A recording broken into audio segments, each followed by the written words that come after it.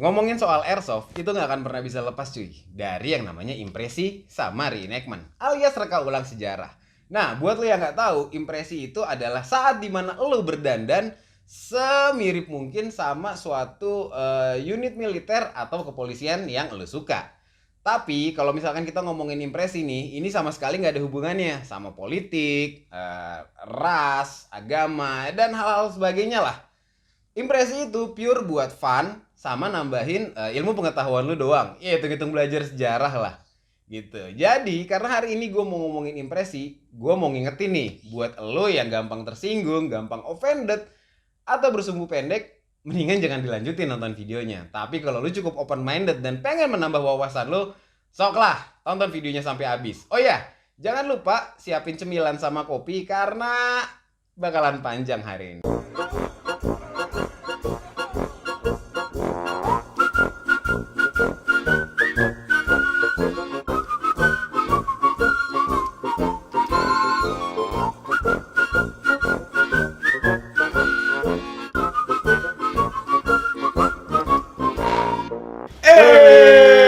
Selamat datang kembali di acara Bacotan Om Wok, di mana kita akan membahas berbagai hal menarik seputar dunia airsoft. Tentunya masih barengan sama gue, Emir Bewok alias Emir Cesario, tukang bacot profesional kesayangan selingkuhan Anda. Dan berhubung tadi gue udah ngomongin kita bakal membahas soal impresi hari ini, dan berhubung gue orang yang gak suka sama impresi yang mainstream, jadi langsung nih, ini gue bawa temen gue, udah gue bajak hari ini khusus buat jelasin impresinya sama lo. Langsung kita kenalan dulu buat yang belum kenal. Halo. Kenalan dulu. Nama gue Michael, gue impresi IDF dari 2012. Dari tahun 2012. Buat yang nggak tahu, IDF itu adalah Israeli Defense Force. Jadi lu bakal ngelihat yang pakaiannya begini. Kalau ya gue nggak tahu ya gimana ceritanya. Mungkin lu akan tersesat di jalur Gaza atau di Golan Heights, I don't know. Tapi kalau misalkan emang lu lagi main-main ke daerah sana, lu bakal ngeliat yang kayak ginian. Oke, kita kenalan lebih lanjut dulu kali ya sama Mike. Boleh diceritain Mike, lu kan main airsoft udah cukup lama ya. Kita kenal dari zaman jahiliyah. Jahiliyah itu, zaman impresi gue belum lengkap. Zaman gue masih perjaka, enggak. Oke, kita kenalan dulu sama Mike. Kira-kira nih Mike, boleh nggak kasih tahu lo itu kenapa sih lo bisa kecemplung di hobi ini gitu, hobi yang buang-buang duit ini, itu gimana ceritanya? Sebenarnya ada dua sih. Satu, gue udah main IDF. Teman baik gue di Israel sana itu di IDF. Dan yang kedua, gue pengen namanya nembakin orang, tapi nggak pakai mati. Jadi gue main airsoft. Jadi cukup perih-perih gitu. Ya, jadi cukup perih. Sakit. Wani perih lah ya. Oke, jadi lu main airsoft itu dari tahun berapa tadi? 2011 mau ke 2012. 2011 mau ke 2012. Oke. Terus lu memutuskan untuk melakukan impresi itu kira-kira tahun berapa dan apa gitu? Ada alasan lain nggak selain tadi kan lu bilang temen lu tuh ada yang orang IDF dan lu emang dari dulu fans nih sama IDF gitu. Sampai akhirnya lu memutuskan gue impresi IDF aja. Karena kalau kita lihat kan di airsoft itu impresi ya paling US lagi gitu kan. SWAT, ya. DMC. Kayak gitu. Bisa diceritain lebih detail Mike soal kenapa lu kecemplung di IDF? Ini pertama kali di Indonesia itu impresi cuman itu aja. Dan karena gue kenal sama lu pertama kali, impresinya itu Bundeswehr dan sendiri dan satu tim lu Bundeswehr semua. Ya gue decided gue pengen bikin IDF semua. Jadi gue ajak tuh Ardi, Yona, Satrio, Doko, dan segala-galanya. Going difference lah ya. Yes, break the differences. Oke, terus boleh diceritain sedikit nggak kira-kira struggling lu nih waktu lu ngebangun? Ya kita tahu ya, tim gue pun aneh sendiri gitu lah ya, kita unik sendiri. Itu pasti kan ada kendala-kendalanya kan. Bisa diceritain nggak sedikit nih buat orang-orang yang lagi nonton channel ini? Siapa tahu gitu kan jadi terinspirasi untuk membuat impresi yang nggak biasa juga gitu. Mungkin bisa diceritain struggling lu dari awal? Struggling pertama itu adalah ngebangun gearnya. As you can see, IDF gear itu beda dibandingkan gear kayak macam US dan sebagainya itu. Ya, lu tinggal siapin duit. Ya, lu udah ada. Cari deh tuh barangnya. Di mana-mana ada. Dan kalau ini lu bener-bener murni mesti pesen tuh dari eBay, dari mana, dari store-nya langsung. Jadi strugglingnya pertama adalah gue mesti bikin apa-apa repro. Gue mesti repro di Pasar Senen. Dari situ awal-awal kayak cuma 30%, 40%, bisa dibilang far. Cuman dari situ juga kita nggak boleh nyerah. Ikutin, dikritik sama senior, dikritik sama dulu ada juga yang paham. Zaman kita tuh pedas sekali mulutnya. Lebih pedas daripada mulut nyokap lu kalau lagi marah-marah. Seriusan. I approve. Terus kedua, ya lu tau lah berita di luar kayak gimana. Jadi pertama kali gue berimpresi, ya lu tau lah bacotannya di netizen. Wah ini apa-apa segala. Buat anda netizen jahat ya. Ingat, impresi itu nggak ada sangkut pautnya sama politik, agama atau apalah itu. Ini betul. Pure fun dan belajar sejarah juga ya. Ya. Gitu. Tapi di saat yang sama lu nggak boleh nyerah juga. Nggak boleh nyerah juga. Lu ambil resikonya, you suck it up, dan lu bakal berkembang di situ. Suck it like a man lah. Kalau nggak bisa pakai BH sama rok aja, ntar gue beliin pembalutnya. Terus Mike, yang paling susah lagi nih ya, sebelum kita nyari sourcing untuk barang-barang ini kan kayak lu Fast, BDU, terus ini nih buat ngelindungi dengkul kopong lo ini. Kopong anjing. Yang paling susah dari bikin suatu impresi itu adalah nyari reference kan? Ya, nyari reference. Itu lu bisa diceritain sedikit nggak gimana cara lu nyari reference gitu? Oke, pertama kali references gue murni dari Google. Hasilnya far. Jadi waktu itu gue dapet teman dari Israel juga, dan juga nggak cuma dari Israel, dari Eropa sama dari US itu banyak banget tim yang ternyata udah IDF-an. Cuman IDF-annya sirkanya beda-beda. Ada yang sirka Lebanon War, ada yang sirkanya bener-bener jadul banget, Independence Day sama 7 Day War. Ada juga yang era-eranya kayak modern 2014, kayak Slim, kayak saya, kayak gue. Nah dari situ kita bikinlah satu grup, dia namanya Heirs of Zahal. Itu grup eksklusif banget, soalnya ya lu tau lah bacotan di luar. Apalagi soal Israeli ya. Nah karena itu kita bikin situ, kita rempuk di sana, kita bikin semua detail. Jadi kita taruh info di situ. Oh untuk sirka ini butuhnya apa, sirka ini butuhnya berapa. Gitu. Jadi IDF walaupun olive dark terus, kayak Hansip. Yes. Tapi di setiap era mereka punya baju beda, mereka punya outfit beda. Contoh nih pet ini dari 2014 ke atas, 2015 ke atas. Oke. Pertama kali dipakai sama Elite Infantry sama Special Force, cuman lama-lama General Infantry pakai juga. Biasa lah ya lungsuran akhirnya. Kamu itu. Kalau seragam, mereka keep formalities. Keep formalities. Ya, tetap sama. Jadi dengan kata lain, lu bakal untuk rekrut barunya, mereka bakal dapat penjatahan yang dari dulu-dulu tuh. Lebanon War pertama, kedua, yang orangnya udah ganti yang lain, dia dikasih itu. Jadi makan tuh bareng. Makan bareng lama. Ini lu impresi tahun berapa tadi? Ini 2014-2013 sih. 2014-2013 ya eranya ya. Kalau misalkan, gue ada satu hal nih yang gue penasaran nih sama IDF. Kalau misalkan kita lihat sekarang trennya itu, apalagi kalau militer yang beroperasi di daerah panas ya, itu kan mereka dengan combat shirt sekarang tuh. Ya. Kalau gue lihat di sini kan IDF ini masih pakai BDU, masih setia gitu. Apakah IDF nggak bertransisi ke combat shirt juga atau gimana? Sebenarnya udah dari 2018 kemarin. Cuman itu mereka diprioritaskan untuk elite infantry. Jadi kalau yang baru rekrut atau baru awal-awal masuk Golani Brigade misalkan baru jadi elite infantry, mereka mesti pakai kayak begini. Ditambah lagi penjatahan.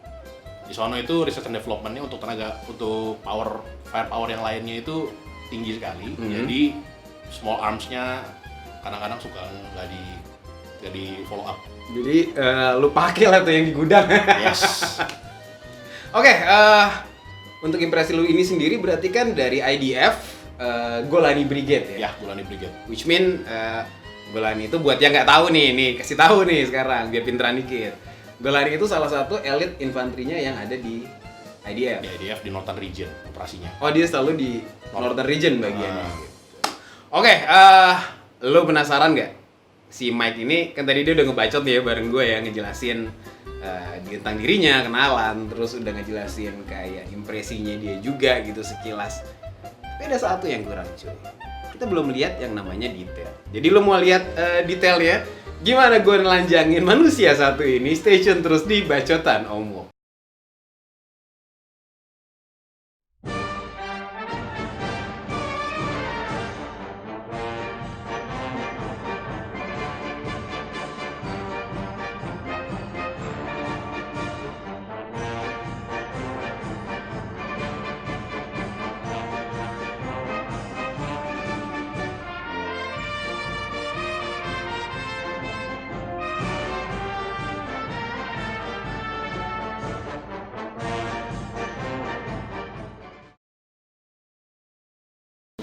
Iya.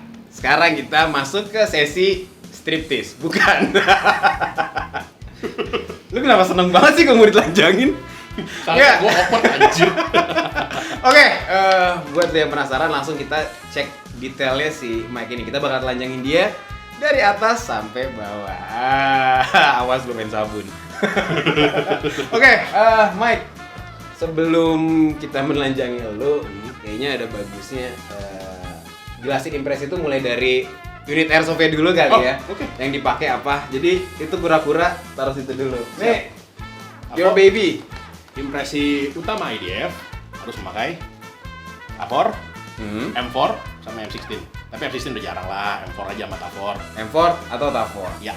Oke, terus untuk attachment, karena kan nggak mungkin kan kayak suatu angkatan bersenjata tuh senjata organiknya itu nggak ada aksesoris yang khas lah gitu dari mereka. Kalau misalkan IDF sendiri, kira-kira untuk optik atau attachment yang biasa dipakai itu apa aja, Mike? Ini kalau IDF itu mereka pakai optiknya unik sendiri. Jadi nggak ada tuh yang namanya EOTech macam-macam. Yang paling gampang dicari itu ACOG. Ekop. Itu Oke. Tapi kalau untuk red dot sight-nya mereka biasanya pakai Mars. Ini contohnya, tapi ini nempel dari Bawaan dari ya? Ares sama bawaan. Sama ada Meprolite, M21. Itu paling sering dipakai dan paling sering eksis di semua unit IDF. Lo penasaran kayak gimana? Nanti ada gambarnya di sebelah sini lah untuk si Meprolite M21 itu. Sebetulnya kita pengen nunjukin barang aslinya, tapi karena satu dan lain hal ya. Ya, Oke, untuk Tavornya sendiri, kan Tavor sendiri tuh banyak jenisnya ya. Ada beberapa lainnya Tavor ya. betul. Yang paling umum dipakai sama untuk impresi lu deh, untuk Golani Brigade sendiri tuh apa? Kalau Tavor yang dipakai sama Golani untuk 2012-2013 mereka masih pakai ini. Ini apa jenisnya Tavor? Ini Tavor Tar 21 biasa. Oh, yang standar ya? Atau enggak M-Tar. Kalau Micro Tavor itu dia punya muzzle dia punya barrelnya lebih kecil. Cuma kalau untuk yang 2014 seterusnya mereka pakainya X95 Tavor yang sudah kecil. Dia punya trigger release-nya bukan di sini lagi, tapi di sini kayak Di Tavor. depan. Sama dia punya kaliber tuh ada 9 mili. Ada 556 kayak ini sama 545. 545-nya Soviet. Itu. Menarik. Tapi kalau untuk airsoft 6 mili aja lah ya. Ya, milih saja. Oke, ini kita udah ngomongin soal unit airsoftnya. Sekarang kita mulai menelanjangi si Mike. Kita mulai dari kepala dulu. Itu apa? Helm. Shower cap. Shower. Shower. Ini nih, Mike. Orang-orang tuh kalau IDF tuh identik banget sama ginian nih di Ya. helmnya nih yang kita suka bilang shower Shower cap. Bisa dijelasin, Mike, dari helm? Oke, helm dulu ya. Helm sebenarnya IDF dulu mereka pakainya Orlite sampai sekarang. Cuman karena keterbatasan dan susah nyarinya, Ya. pakai substitute-nya yang mereka juga pakai MiG 2000. Ini sejuta umat lah ya. Ya, helm sejuta umat. Oh, ini stiker.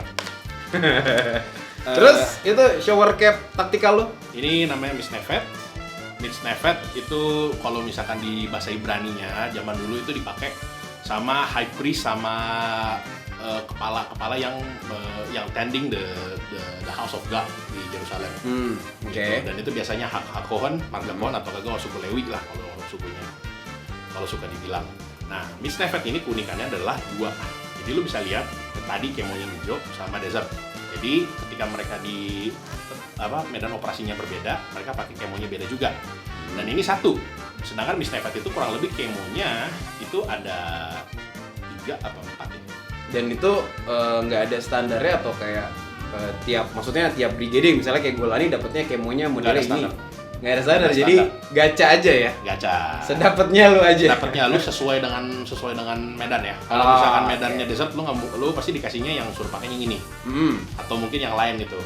Tapi kalau misalkan medannya desert ya turun, ya lu kasihnya ini atau sejenisnya yang warnanya sama. Yang warnanya sama. Alright. Ingat. Nih, jadi jangan pakai shower cap lagi. Oke. Itu tadi kepala, udah ya, kita sudah melihat Mike yang sekarang sudah agak menua dengan kebotakan di rambutnya. Ini taruh Mike. Sekarang gue mau kita buka bajunya Mike. Biasanya juga suka. Oke, mulai dari face dulu Mike. Coba dijelaskan. Oke, ini Marom Dolphin BA8029. Ini mulai dipakai itu 2014 akhir. 2014 akhir. Ini nggak kayak biasa kan kalau misalkan face-nya US segala-segala kan mole kan banyak kan. Nah, kalau ini mole cuma di samping. Cuma di bagian sini aja. Ya, side.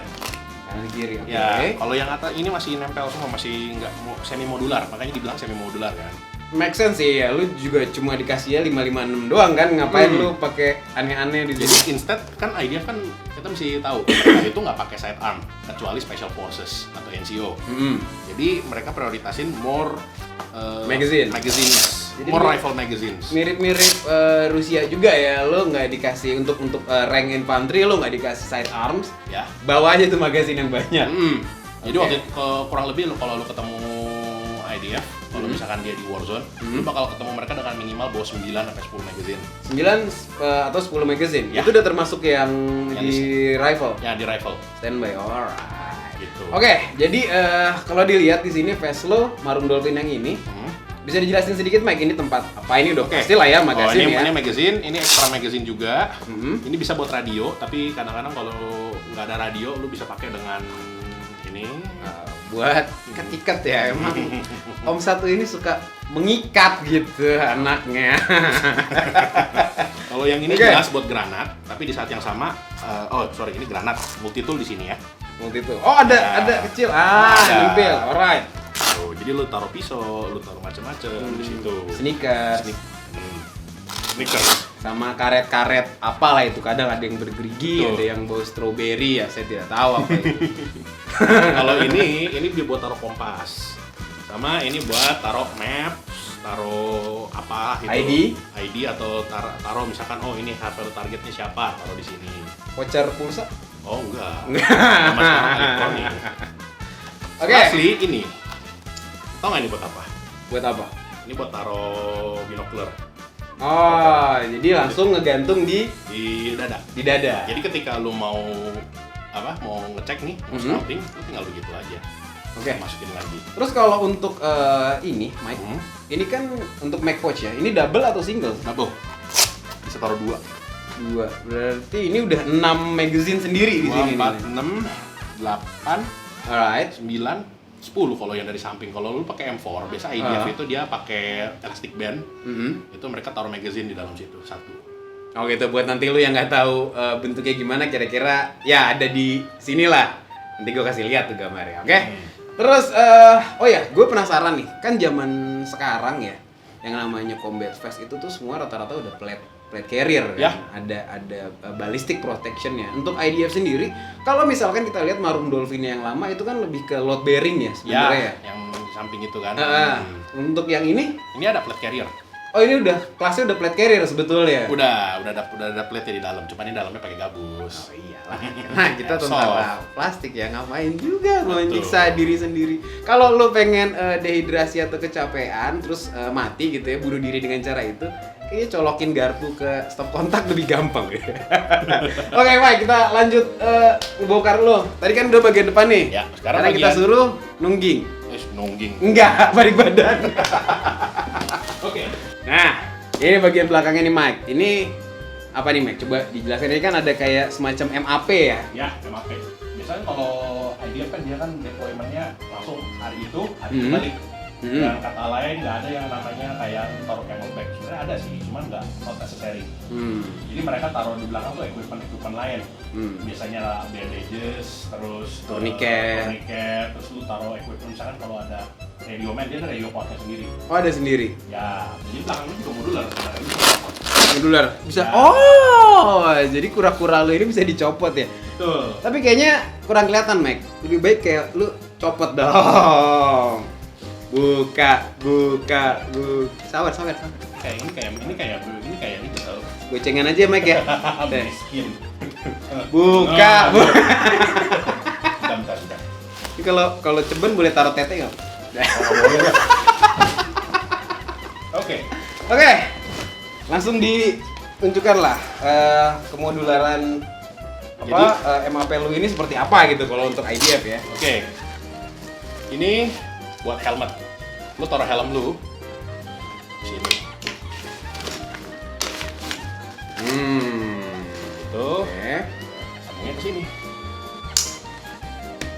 Oke, jadi buat helm taruh sini aja. Tuh.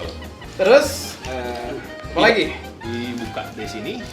Ini biasanya orang taruh yang kayak camelback yang modular atau kagak. Oh, ini buat teman-teman Marshall. Atau lu taruh Miss Nevet di sini juga bisa. Biar nggak hilang. Biar nggak hilang.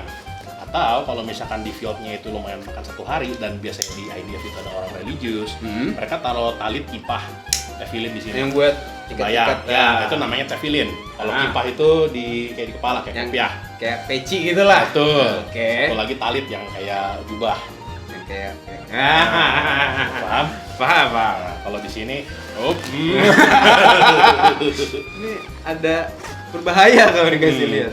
cara Oke. lepasnya tuh dari samping bisa. Oh ya, ini kan tadi lu bilang ini bisa dilepas ya. Ya. Oh, Ini cara ada molingnya juga. Nah, ya ini biasalah kalau misalkan main buat radio-radioan. Cuman ini nggak harus speaker doang yang punya. Atau buat ya paling nggak melindungi kuping lu lah, karena nggak enak sih ketembak di kuping. Dalamnya kira-kira begini, lu bisa taruh extra magazine di sini, lu bisa taruh macam-macam, lu bisa taruh even like apa sih utility pouch buat lu taruh ekstra informasi, lu taruh lu punya tourniquet sama medical pack, lu taruh buat kalau makanan sih biasanya di sini. Makanan di sini. Ya, makanan kabelnya tadi. Makanan lu taruh Nggak ada pecut. supply. Oh enggak. Saya pikir tadi pecut kan. Aduh, Tadi udah ada borgol-borgolan, pecut, kurang lilin habis ini. Sama itu body lotion. udah. Oke, bisa dikasih lihat Mike, ini kan tadi lu bilang modular ya. Oh iya, bisa banget. Coba di buka dong. Bukanya dari sini. Buka dulu, ini lepas. Buka dulu, ini lepas.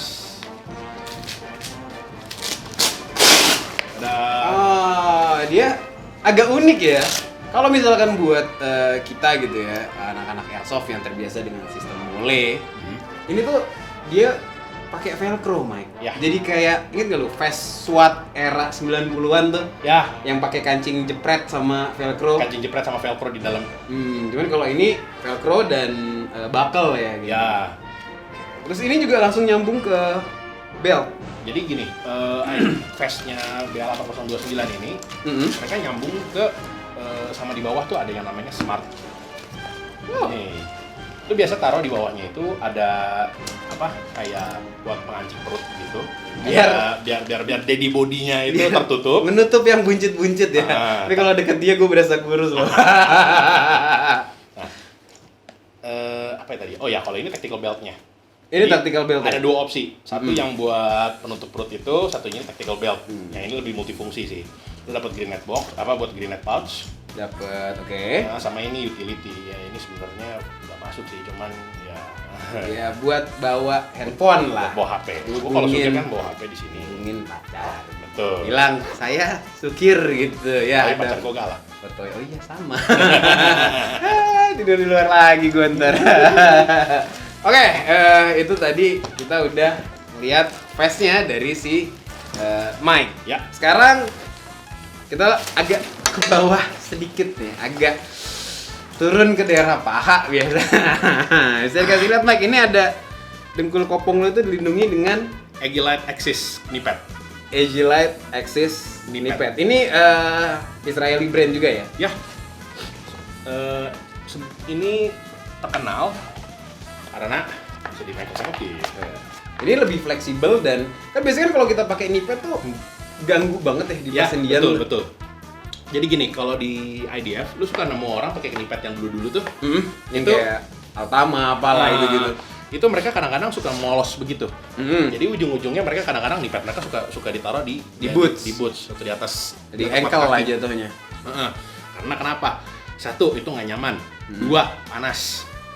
Oke. Sama ketiga, itu kadang-kadang kalau mereka tiarap atau mereka maju agak nyosrok begitu, suka pernah ada kejadian ininya amblas terus dia punya knee pad nyosor ke bawah. Iya sih penting juga Buat informasi aja, jangan anggap dengkul itu tidak harus dilindungi ya, karena gue pernah ikut satu milsim di Jakarta dan itu kejadian ya namanya kita airsoft ya, olahraganya fisik gitu. Ada kecelakaan, tempurung dengkulnya tuh bergeser. Untungnya orangnya sudah nggak apa-apa, udah langsung diobatin gitu. Cuman ya keep in mind aja kalau misalkan lu main airsoft, sebisa mungkin lah proteksi itu nomor satu gitu, apalagi bagian-bagian persendian gitu kan. Waduh. Jadi walaupun dengkul lu kopong, tetaplah dilindungi. Betul. Oke, terus selain nganu-nganuan nih yang kikuk-kikuk ini, taruh sini dulu. Ya. Ada apa lagi Mike yang menempel di badan lu? Drop leg. Drop leg. Aduh, ini sebenarnya IDF nggak harus takin bajunya, cuman ya sudah lah. Ya sudah lah ya, karena dia mau kita telanjangi juga, jadi buat apa takin? Drop leg itu ini basically isinya utility juga. Again, di Israel Defense Force itu kadang lu medik suka taruh di sini, map suka taruh di sini, nggak selalu di belakang. Soalnya kalau di belakang ribet. Tapi ini nggak mandatory dalam artian? Nggak mandatory, jadi personal preference aja ya? Personal preferences. Nah, kalau lu nggak mau pakai ini, nggak masalah. Gitu. Salah juga. Nah, terus ini juga ada, bisa lu lihat sini ada blood patch A positif. Ini golongan darah lu. Jadi kalau Mike pendarahan, kasih dia AB. Mati.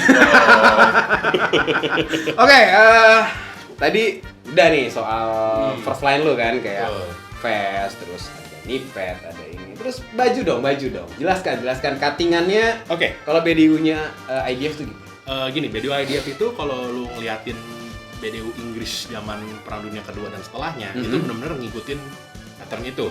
Iya, IDF? Ya, dia benar-benar kayak 90% ngikutin itu dan mereka improve sendiri. Gitu. Dengan kata lain, hal-hal seperti ini kayak collar tab gitu ya, kan. kayak baju PNS punya itu. Oke. Itu masih ada.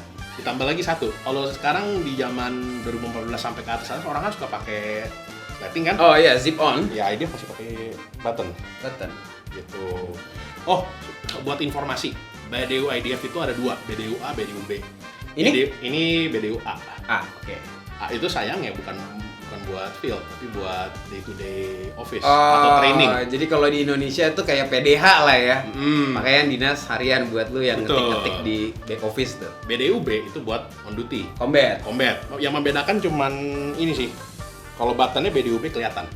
Nggak ada penutup seperti ini. Oke. Dan biasanya ada logo IDF di sini. Cuman ini karena baru dan pas balik sempet dibawa penjahit. Nah, gitu. Oke.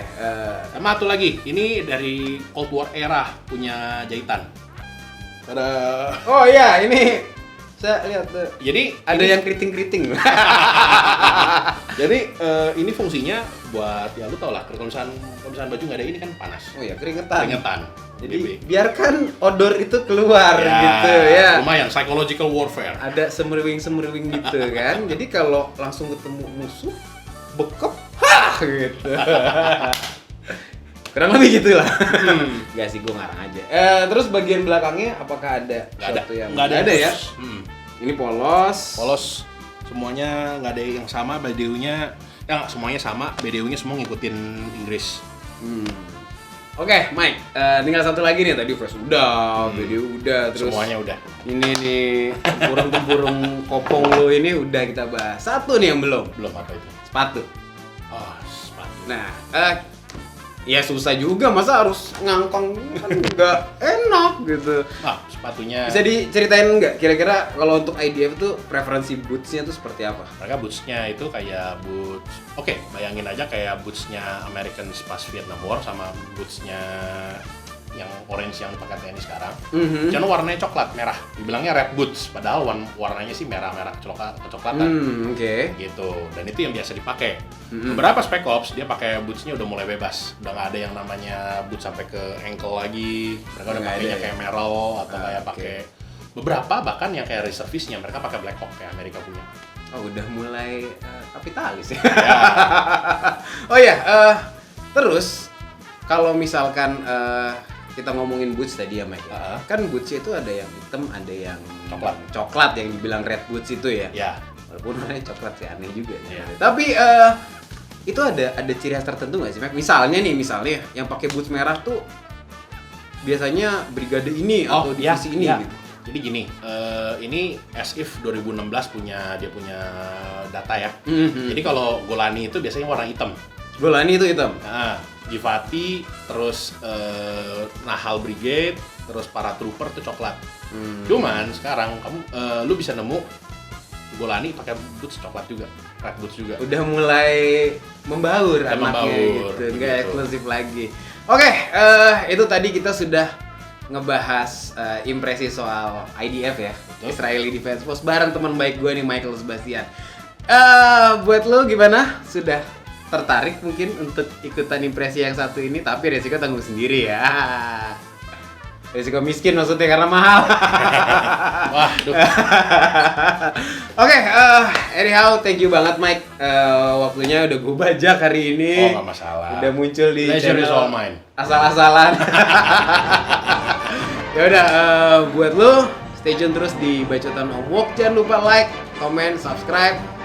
Terus share juga video ini mungkin ke tetangga, teman selingkuhan lo mungkin. I don't know, terserah lo. Ya udah, sampai ketemu di episode Bacotan Om Wok berikutnya. Tentu masih barengan sama gue Emir Cesario dan masih akan ngebahas seputar hal-hal menarik dari dunia airsoft.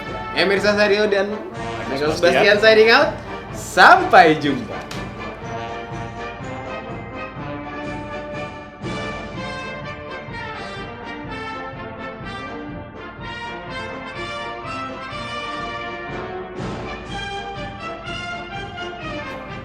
Masa lu cewek pakai lipstick lu, Mike? Lipstick goblok.